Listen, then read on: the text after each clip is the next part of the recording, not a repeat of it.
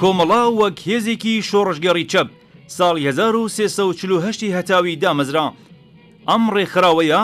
بۆ ماوەی 9 ساڵ لە کاتی ڕژیمی پاشایەتی بە نهێنی چالاکی نوند. پاش ڕوخانی ڕژیمی پاشایەتی بە دەستی گەلانی ڕاپەڕیوی ئێران کۆماری ئیسلامی بەهۆی زۆر فاکتەری جۆرا و جۆرەوە توانی دەست بەسەر بەرهەمی خەباتی خەڵکانی ڕاپەڕیودا بگرێت و ئاکامی شۆڕش و ڕاپەڕین بەلاڕێدا بەرێت.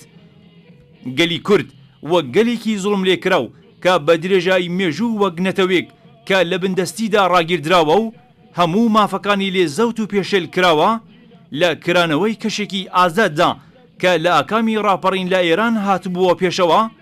هەم دیسان خۆی ڕێخستەوە و چالاکانی کورد لە چوارچێوەی حیزب و ڕێکخراوەکاندا بۆ گەیشتن بە مافەڕەوەکانی گەلی کورد دەستیاندایە تێکۆشان.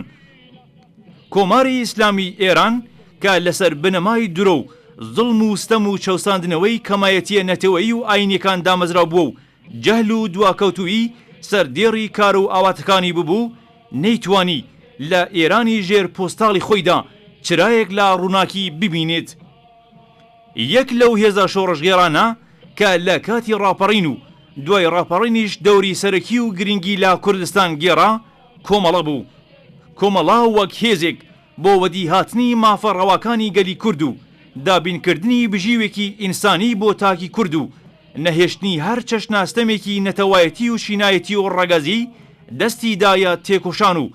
بێڕاڕایی درێژەی با چالاکی و خەباتی خۆیدا. بەهۆی کۆمەڵە و هێزە ئازادی خوازەکانی دیکەوە کوردستان بووە مەتەرێزی پارێزگاری لە ئازادی و مافی مرۆڤ و کەرامەتی ئینسانەکان. نەک کۆمەڵە و نەک گەلی کورد قەت حەزیان لە شەڕ و نەهامەتیەکانی نەبووە، بەڵکو کۆماری داگیرکەری ئیسلامی چاوی بە دیتنی ئەو دەستکەوتانەی وا لە کوردستان هەبوون هەڵ نەدەهات. بۆیە کەوتا پلانگێڕان و فتوای شەڕدەرکردن و هێرشێنانە سەر خەڵکی بێتاوانی کورد. کۆمەڵەیش بۆ بەرەنگاری و بەرگری لە خەڵکەکەی و ئەو دەستکەوتانەی وا لە سایی ڕاپەڕین بەدی هاتوبوون هێزی پێشمەرگەی کۆمەڵەی پێکێنا. لەو ڕۆژەوە تا بە ئەمڕۆ ئەم هێزە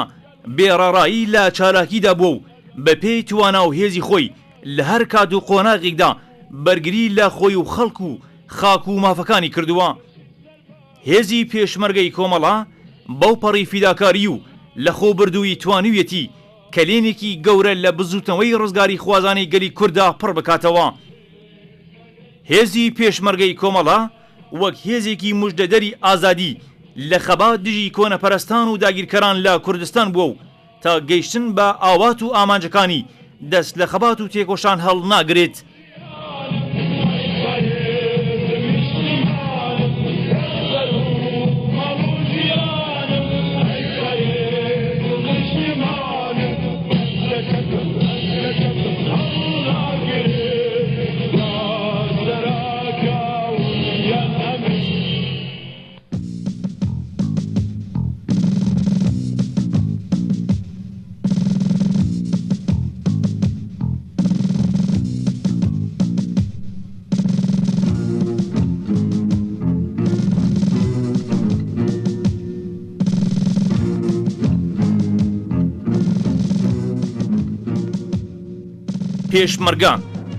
پێشمەرگە مرۆڤێکە وەک هەموو مرۆڤەکانی دیکە.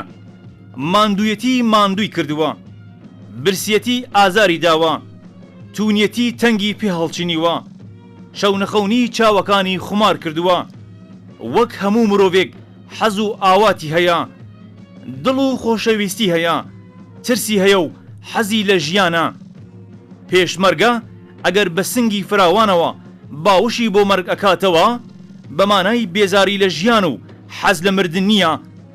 بەڵکو بە بەختکردنی ژیانی خۆی و با خۆڕاگریەکانی و تێکۆشانی هەوڵی داوە ژیان نەمرێت. پێشمەرگە مرۆڤێکە ڕۆشنایی مۆمی تەمەنی خۆی لە تاریکی شەو و جەهل و ترس و داگیرکاری و زڵم و کشت و بڕدا هەڵ کردووە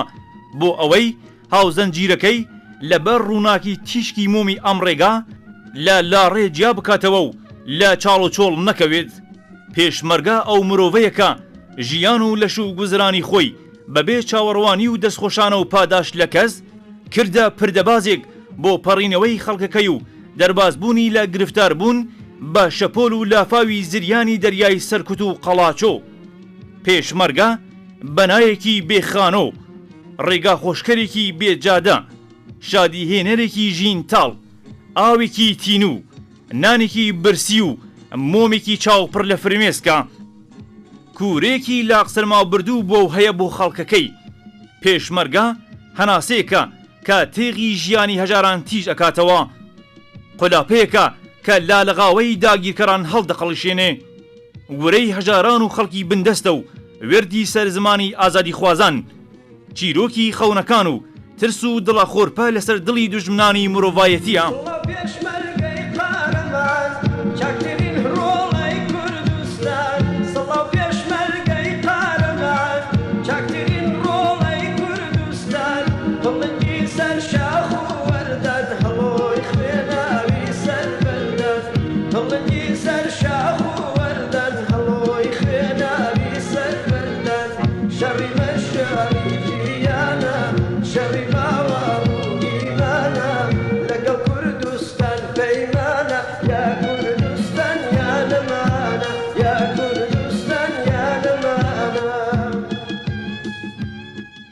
پێشمەرگەی کۆمەڵە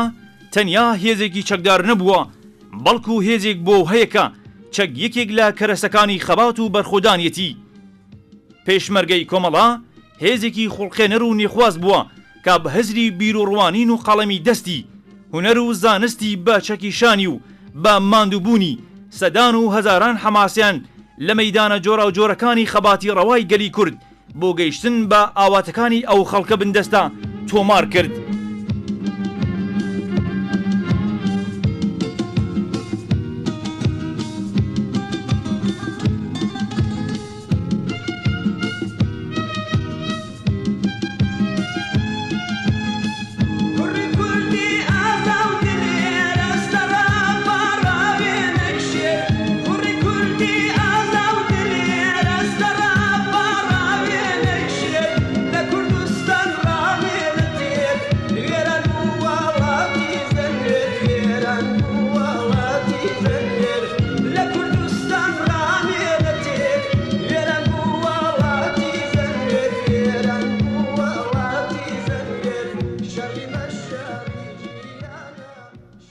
کۆچی مێژووی مەریوان، حەماسەی نەورۆزی خوێناوی سنە، شۆڕەکانی شار و دێهات، بنکەکانی زەحمەتکێشان، یەکێتی جووتیاران،